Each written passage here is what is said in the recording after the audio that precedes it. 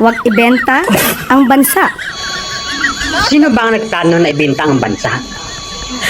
At bakit yan meron ba nagplano na ibenta ang bansa? Gusto ko dami mga hinayupak kayo eh. Pag nalaman ko sino nagbenta na yan, lagot, ako naiiyak. Kapag ang bansa bininta, kukuhanin niya ng mamimili.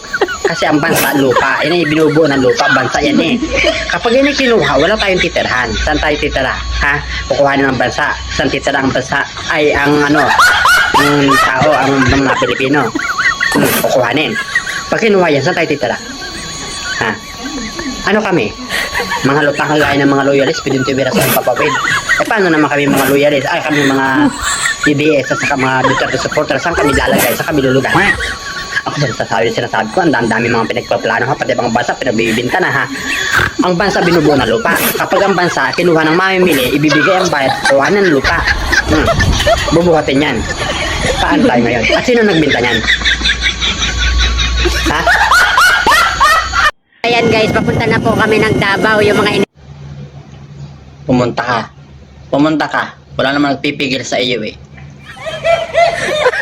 Kahit saang sulok ng Pilipinas, meron talagang bangag. Doon ka makipagchika. Kahit pa saan mo gusto. Maraming bangag sa mga panahon na ito. Kasi nga, uso na ang bangag. Balahura. Punta ka. Makikita ka namin, nasa ibabaw ka na. Lutang na lutang. Balahura.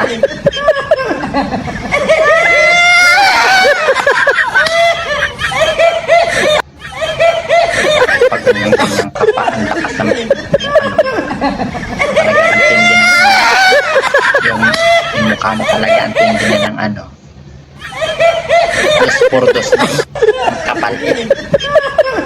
Balahura. Balahura. Lakad, pumunta ka. Pumunta ka. Para pagpunta mo ng Davao, may pailaw ka na, may pa-flower ka pa, may pakape pa, may patinapay pa. Kakain ka ng ube.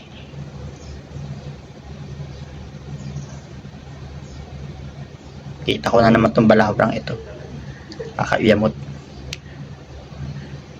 Oh, sa dami-dami kong pwede makita. Bakit ikaw pang balahura ka?